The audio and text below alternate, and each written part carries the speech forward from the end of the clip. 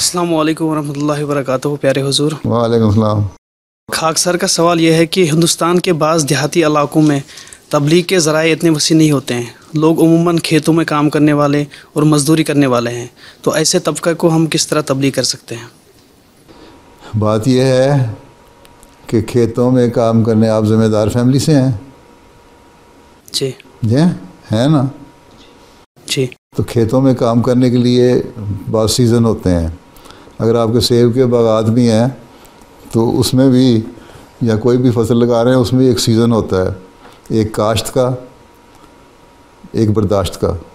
ठीक है, जब काश्त का सीज़न होता है उस वक्त मसरूफ़ होते हैं 1-2 महीने लोग, और जब उसकी हार्वेस्टिंग हो रही होती है उस वक्त 2-3 महीने मसरूफियत होती है। ठीक है, अगर बागात हैं तो, अगर फसलें हैं तो 1 महीने के अंदर अंदर मसरूफियत ख़त्म हो जाती है। ठीक है, आप हिंदुस्तान की बात कर रहे हैं या सिर्फ पंजाब की बात कर रहे हैं, कश्मीर की बात कर रहे हैं? पूरे हिंदुस्तान की बात कर रहे हैं? हिंदुस्तान की, पूरे हिंदुस्तान की। और मुख्तलिफ़ इलाक़ों में मुख्तलिफ़ सीज़न हैं फसलों के लिए भी। तो जहाँ जहाँ जो मुरब्बियान मुबल्लिगीन हैं वो अगर चाहें तो तबलीग के उन मौक़ों के अलावा जहाँ फील्ड में लोग काम कर रहे हैं, आप लोग बाकी जो सारा साल के 6-7-8 महीने हैं उसमें उनसे रब्ते कर सकते हैं, घरों में जा सकते हैं।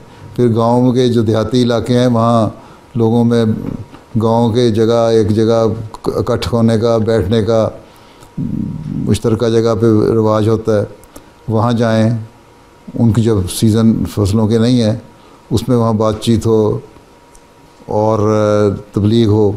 फिर ये है कि मुबल्लिगीन सिर्फ अकेले काम नहीं कर सकते, बल्कि मुबल्लिगीन का काम है कि आइन अपने साथ दूसरों को ट्रेन करें। इसलिए दाईन इल्लल्लाह की स्कीम शुरू करवाई गई थी, खलीफा राबे ने शुरू की थी, और उसमें कुछ हद शुरू में फिर एक अच्छी उसकी प्रोग्रेस थी, उसके बाद आहिस्ता आहिस्ता उसमें कमी आती गई। अब दोबारा कोशिश करके उसको बेहतर करने की कोशिश की जा रही है। वो अगर आपके शामिल हों साथ और दूसरे लोगों को भी दिलचस्पी पैदा करवाएं कि तबलीग करें, तो अपने अपने माहौल में वो जब भी उनको मौका मिलेगा तबलीग करेंगे। और फिर जब मौका ऐसा इकट्ठ हो जहाँ समझ आएँ कि मुकामी दायीन या मुकामी तबलीग का डिपार्टमेंट शोबा, चाहे वो खुदामुल अहमदिया का है या सारुल्लाह का है या लजना का है या जमात का है, मुरब्बी को बुलाए कि आओ अब हमारा इकट्ठ है, ज़रा बातें चीत करें, तबलीग करें, सवाल जवाब हों। तो उस सूरत में उन मौक़े से फ़ायदा उठाते हुए आपको वहाँ जाना चाहिए। ये बहाना ये उधर गलत है कि जी ज़िम्मेदार हैं और वो मसरूफ़ होते हैं। अपनी ज़िम्मेदारों का भी एक सीज़न होता है, सारा साल कोई मसरूफ़ नहीं होता ज़िम्मेदार।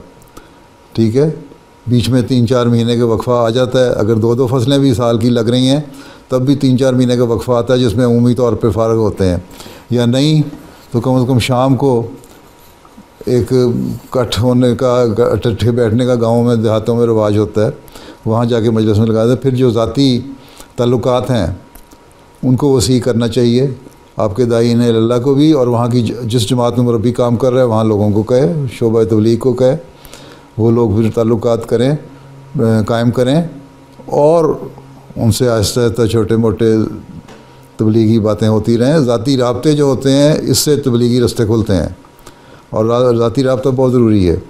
फिर ये भी है कि अगर जो ज़िम्मेदार हैं फसलों के करने वाले, उनमें भी अगर जिन्होंने कोई शौक़ हो वो नए नए रास्ते ख़ुद एक्सप्लोर करते हैं, ख़ुद तलाश करते हैं।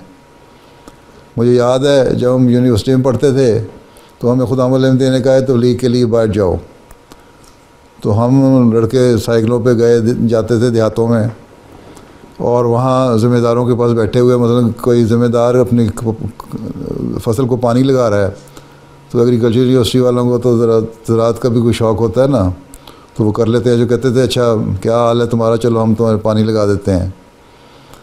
उसके साथ मदद कर दी, उसने हम हमारे से 2-4, उसने भी कर्टसी के लिए फिर हमारे साथ बैठ के चंद एक बातें कर लीं।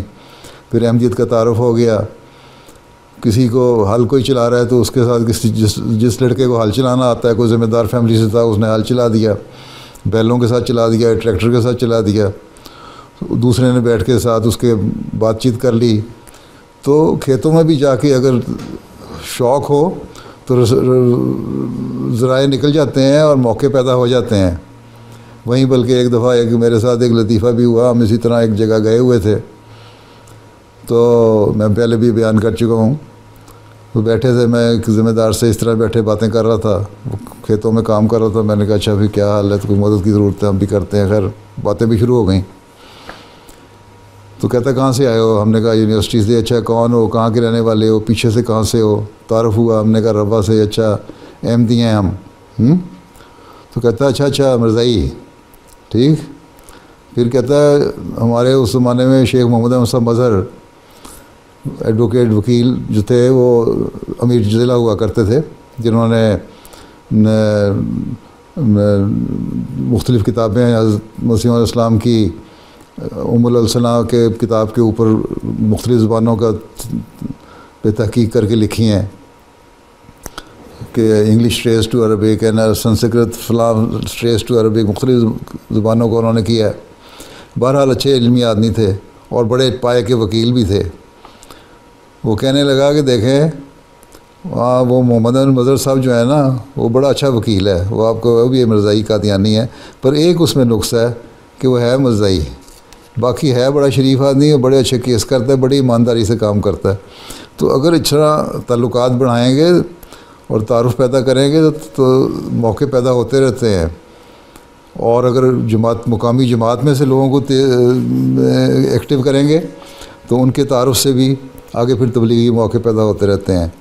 तो ये जो उज़र है और बहाने हैं ना कि ज़िम्मेदारा ख़ानदान है, ज़िम्मेदारा फैमिली है, ज़िम्मेदार हैं, क्या करते हैं। मैं भी ज़िम्मेदार हूँ, मुझे पता है कितनी कोई काम करना पड़ता है और कौन कौन से सीज़न होते हैं। हर सीज़न में कोई ना कोई बीच में मौका मिलता है 2-4 महीने का, जिससे फ़ायदा उठाना चाहिए और उसमें तबलीगी मौके पैदा करने चाहिए। ठीक है जी। ये तो डिपेंड करता है आप पे कितने आपको शौक़ है और कितने एफिशिएंट हैं। अगर शौक़ नहीं हो तो बंदा सोच जाता है क्या करना है जी काम, और अगर शौक़ है तो फिर वो छोटे से मौके से भी फ़ायदा उठाता है। ठीक है ठीक है, जज़ाकल्लाह। चलो फिर बैठ जाओ।